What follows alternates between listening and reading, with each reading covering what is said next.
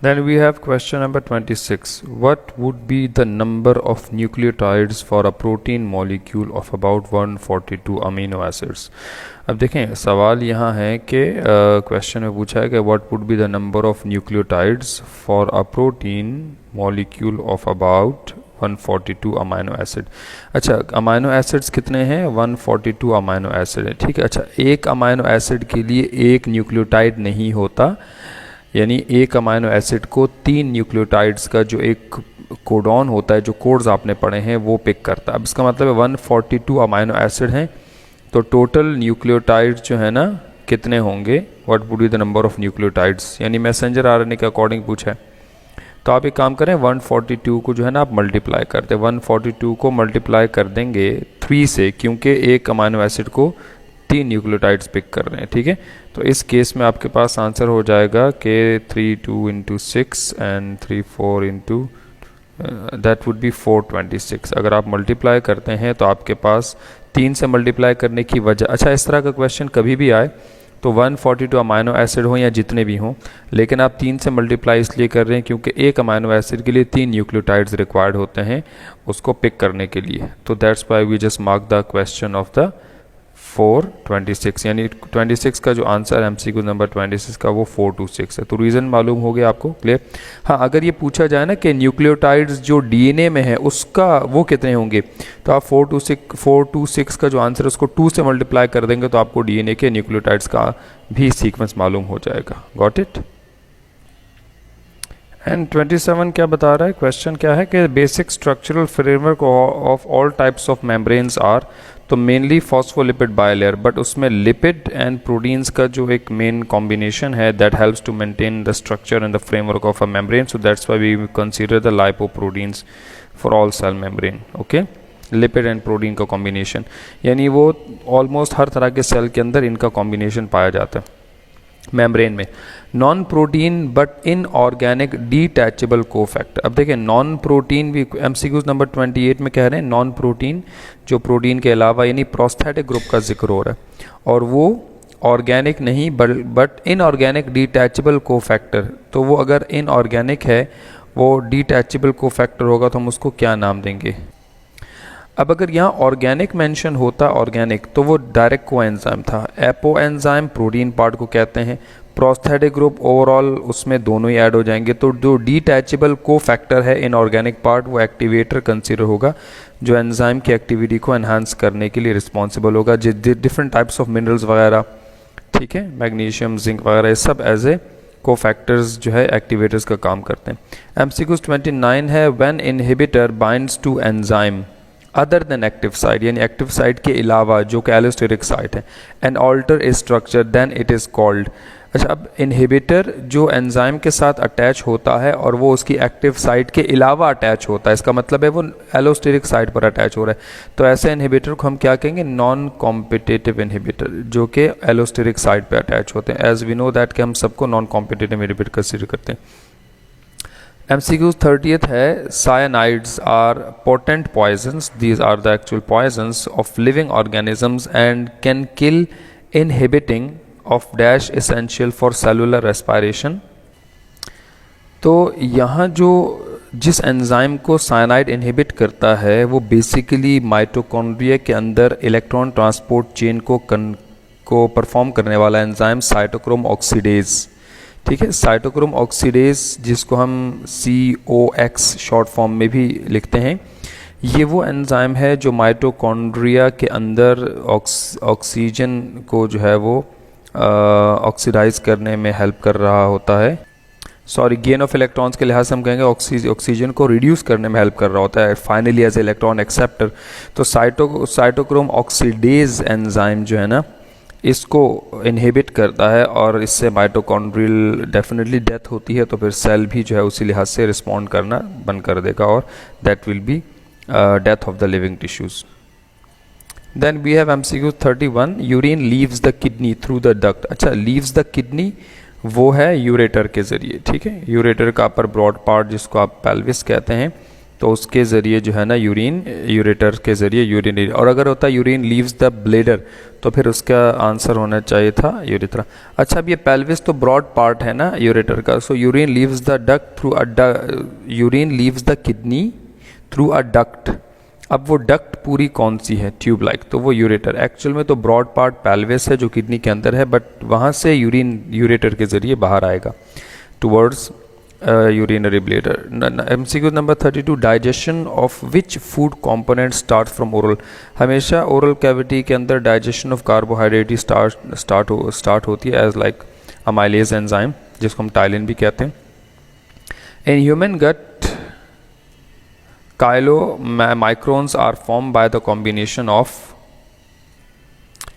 Actual में जो chylomicrons हैं ये हमारी बॉडी के अंदर डाइजेस्टिव सिस्टम में जो इलियम का पार्ट है वहाँ प्रोड्यूस होते हैं इन द ब्लड, लाइक लैक्टिल्स वगैरह में, ठीक है, एंड ब्लड वेसल्स के लिहाज से।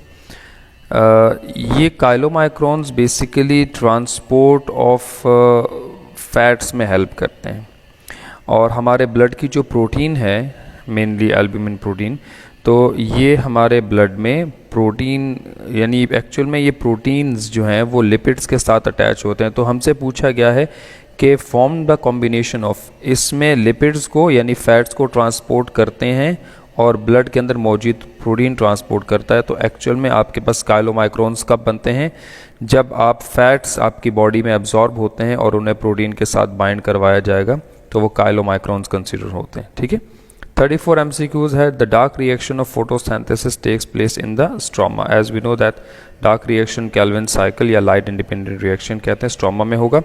Which of the following occurs in the body in the response to the secretion of glucagon? यानी हमारी बॉडी में अगर ग्लूकेगॉन हार्मोन रिलीज होगा जो अल्फा सेल्स ऑफ पेंक्रियास से रिलीज होता है, तो which of the following occurs in the body in response of the secretion of glucagon? अब यहाँ देखिएगा, ऑप्शन ए है conversion of glucose to glycogen. ये इंसुलिन करता है। एक्चुअल में glucagon in response to low blood sugar release होगा। इसका काम होता है आपके ब्लड का जो शुगर लेवल है मेंटेन करना। सो ग्लूकोज को ग्लाइकोजन में कन्वर्ट नहीं करेगा। दूसरा जो ऑप्शन है वो ये है कि decrease in blood glucose concentration, decrease नहीं करता बल्कि ब्लड ग्लूकोज कंसंट्रेशन को इंक्रीज़ करता है, ठीक है। अच्छा, ये पहला ऑप्शन तो ग्लूकोज को ग्लाइकोजन में कन्वर्ट करना है यानी शुगर लेवल कम करना है ब्लड का, नहीं, और ये दूसरा ऑप्शन भी वही है। Increase Uptake of glucose bye muscles, यानी यहाँ ग्लूकोज को मसल्स के अपटेक में हेल्प करता है, बिल्कुल नहीं है। तो यहाँ ग्लूकेगॉन का मसल्स के साथ कोई रिसेप्टर का ताल्लुक नहीं है, सो that's Y.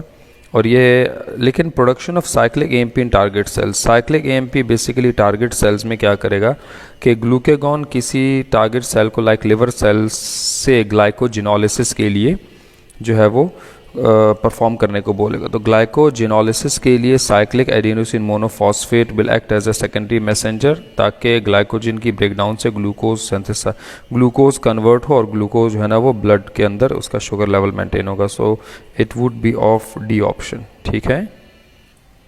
We have MCQs 36. Almost all of the freshwater animals and most of the marine vertebrates are osmoregulators. Osmoregulator because they have to maintain their they have to regulate their osmotic pressure. Isotonic to the environment osmoconformers होते हैं, वो सब नहीं होते, ठीक है। और dynamic equilibrium to environment, but हर लिहाज से तो डायनामिक इक्विलिब्रियम नहीं होंगे, तो it would be osmoregulator. Almost सभी ऑस्मोरेगुलेटर्स हैं।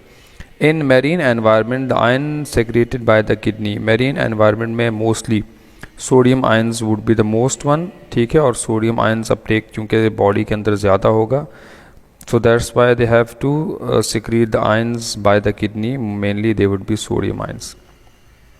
During feedback inhibition, which of the following structural part of enzyme is involved?